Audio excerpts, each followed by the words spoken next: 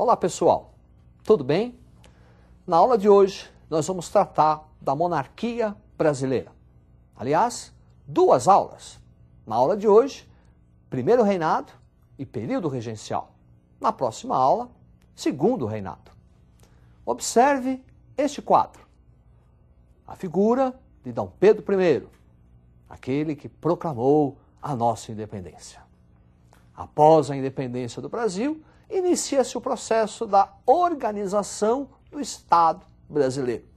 3 momentos. Primeiro, as guerras de independência na Bahia, Pará, Piauí, Maranhão, Cisplatina, para garantir a unidade territorial. No segundo momento, o reconhecimento da independência brasileira. Observe este quadro. Reconhecimento da nossa independência. Os primeiros a reconhecer a independência foram os Estados Unidos da América, em nome da doutrina Monroe. A América para os americanos. Os problemas da América devem ser resolvidos por quem mora na América. Portugal vai reconhecer a nossa independência em 1825, mediante uma indenização, 2 milhões de libras esterlinas. E por fim, 1826, reconhecimento da nossa independência pela Inglaterra, a ratificação dos tratados de 1810. Tratados que foram assinados quando a família real encontrava-se no Brasil, D. João VI. E esses tratados são aqueles que privilegiam os produtos e os comerciantes ingleses aqui no Brasil. Portanto, para reconhecer a nossa independência, a Inglaterra exigiu por mais 15 anos a permanência dos privilégios econômicos. O que significa dizer politicamente independente, economicamente não. O terceiro processo é o processo para a Constituição do Brasil, juridicamente falando. Um processo para a elaboração da primeira Constituição Nacional. Observe este retrato. Um dos irmãos Andradas. Esse é o Antônio Carlos de Andrada. Também houve o Martim Francisco e o José Bonifácio. Esses irmãos Andrada tiveram uma importante atuação na elaboração da primeira Constituição brasileira, um projeto constitucional de 1823. Observe este quadro. Projeto de 1823, onde, através desse projeto, o poder executivo seria limitado pelo poder legislativo e a criação do chamado voto censitário. Voto censitário só vota quem tem rendas. E essas rendas seriam calculadas pelo projeto de 1823 de acordo com os alqueires de farinha de mandioca. É por isso que esse projeto foi batizado como Constituição da Mandioca. Esse projeto só ficou no projeto. Dom Pedro I não gostou ao saber que o poder executivo seria limitado. Portanto, Dom Pedro I cerca o prédio onde a Assembleia Nacional estava reunida para a elaboração desse projeto e dissolve a Assembleia. É o episódio da Noite da Agonia. Depois da dissolução da Assembleia Constituinte, Dom Pedro I convoca um Conselho de Estado, 10 pessoas, e essas 10 pessoas elaboram aquela que de fato será a primeira Constituição brasileira. Observe o quadro. Constituição de 1824. Transforma o Brasil numa monarquia hereditária constitucional, permanência do voto censitário, agora em contos de réis, subordinação da Igreja ao Estado, o famoso padroado, e existência de 4 poderes: executivo, imperador e os seus ministros, legislativo, deputados e senadores, o judiciário, juízes, e o famoso poder moderador. Poder moderador que está na chave de toda a organização jurídica da Constituição de 1824.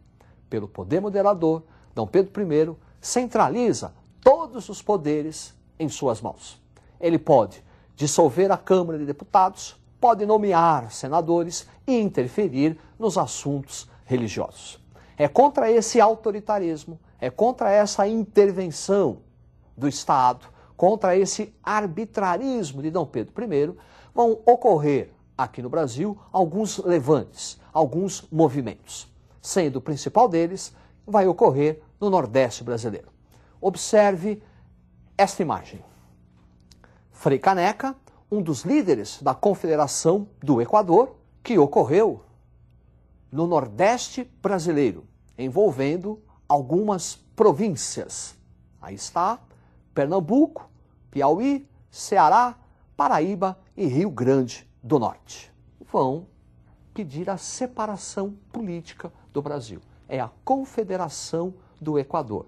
É um movimento contra a centralização do poder nas mãos do imperador. Esse movimento foi duramente reprimido pelas forças imperiais a mando de Dom Pedro I. Por conta disso, dessa autoridade do imperador, Dom Pedro I inicia a perda do seu prestígio, que vai acarretar no processo da abdicação, da renúncia ao trono. Observe o quadro. A abdicação do imperador, resultado da queda do prestígio do imperador, em virtude de uma enorme crise financeira, uma balança comercial desfavorável, a nossa importação era maior que a exportação, o autoritarismo imperial, a Guerra da Cisplatina, uma derrota militar brasileira, no que hoje nós chamamos de Uruguai, o assassinato de um crítico de Dom Pedro I, o jornalista Líbero Badaró, e a Noite das Garrafadas.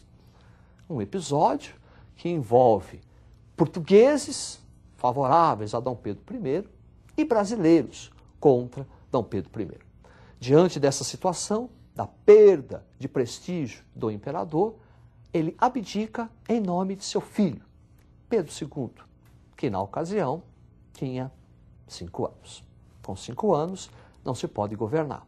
Inicia-se então o chamado período regencial, que deveria durar até a maioridade do sucessor, Dom Pedro II. Observe este quadro. Aí está, regente Feijó, Antônio Diogo Feijó, personagem que vai ter uma importante atuação no período regencial. A regência, segundo a Constituição, deveria ser trina e permanente. 3 como regentes até a maioridade do imperador. Observe este quadro. Regência trina permanente, que foi de 31 até 1835. Forte atuação do padre Feijó, que nesse momento era ministro da Justiça. A criação da Guarda Nacional, uma tropa militar de elite para conter as tensões sociais do período, e a elaboração do Código do Processo Criminal de 1832. Uma modernização, porque a legislação que existia no Brasil ainda lembrava aquele arcaísmo das legislações portuguesas. Pelo Código do Processo Criminal, inicia-se uma descentralização da justiça. Ao longo do período regencial, nós vamos ter a atuação de 3 grupos políticos, 3 correntes políticas, que está na origem da formação dos nossos partidos políticos do Segundo Reinado. Observe este quadro. As correntes políticas. Grupo Restaurador, que também tinha um apelido, também era conhecido como Caramuru, que tinha uma tendência ao absolutismo, defendia o poder absoluto nas mãos do rei. O grupo dos moderados, também conhecidos como chimangos, que tinha uma tendência liberal. Observe as aspas. Liberais, porque esse grupo tem uma aversão ao absolutismo. Nesse sentido, esse grupo é liberal. No entanto, os chimangos defendiam a escravidão. E escravidão é incompatível com o liberalismo clássico. Daí as aspas. Exaltados, também chamados jurujubas ou farroupilhas, que eram radicais. Radicais, questionavam o poder moderador. Alguns até queriam o fim da monarquia e a proclamação de uma república. Durante a regência trina permanente, vai ser reformada a Constituição de 1824. É o famoso Ato Adicional. Observe. Ato Adicional de 1834, responsável pela criação das assembleias provinciais, iniciando uma descentralização administrativa. As províncias passam a ter o direito de cobrar impostos, a ter o direito de montar polícias. É uma descentralização administrativa. Criação do município neutro. Então, a cidade do Rio de Janeiro seria separada da província do Rio de Janeiro, nascendo o futuro Distrito Federal. E a adoção da regência una.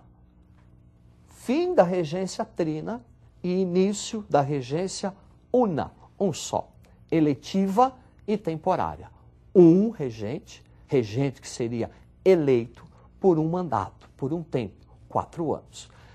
É esse aspecto dessa regência una que faz com que, em pleno período imperial, o Brasil passe a ter uma experiência republicana. Os regentes unos foram 2, o próprio Feijó e o Araújo Lima. E ao longo do período regencial das regências unas, nós vamos ter as rebeliões regenciais. Observe a imagem. Cabanagem, cabanas à beira de rios no Pará. Então as rebeliões, a cabanagem no Pará, Sabinada, Bahia, Balaiada, Maranhão e a Guerra dos Farrapos no Rio Grande do Sul são as importantes. Observe esse quadro.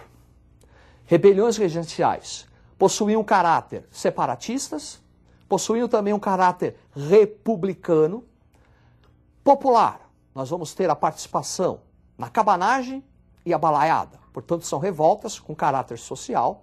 E lá no Rio Grande do Sul, Farroupilhas é uma revolução ou uma guerra de elite. São os grandes proprietários de terra contra a política do governo de aumentar o preço do sal, prejudicando o seu comércio, já que eles viviam do charque, a carne com sal. Ao longo ainda do período regencial, nós vamos ter a formação dos partidos políticos. Observe, o grupo restaurador passa a se chamar regressista e, ao longo do segundo reinado, Partido Conservador. O grupo moderado chama-se progressista e, ao longo do segundo reinado, Partido Liberal. Partido Conservador e Partido Liberal idênticos. Como diz a expressão da época, farinhas do mesmo saco. Grandes proprietários de terra, escravocratas e monarquistas. Para encerrar, observe o quadro. Coroação de D. Pedro II, aos 14 anos de idade, iniciando o segundo reinado. É o famoso golpe da maioridade. Para estabilizar as relações políticas e econômicas, os grupos do Partido Liberal e Conservador uniram-se, antecipando a coroação de D. Pedro. Com 14 anos, já era imperador do Brasil. É isso aí. Estude e até a próxima.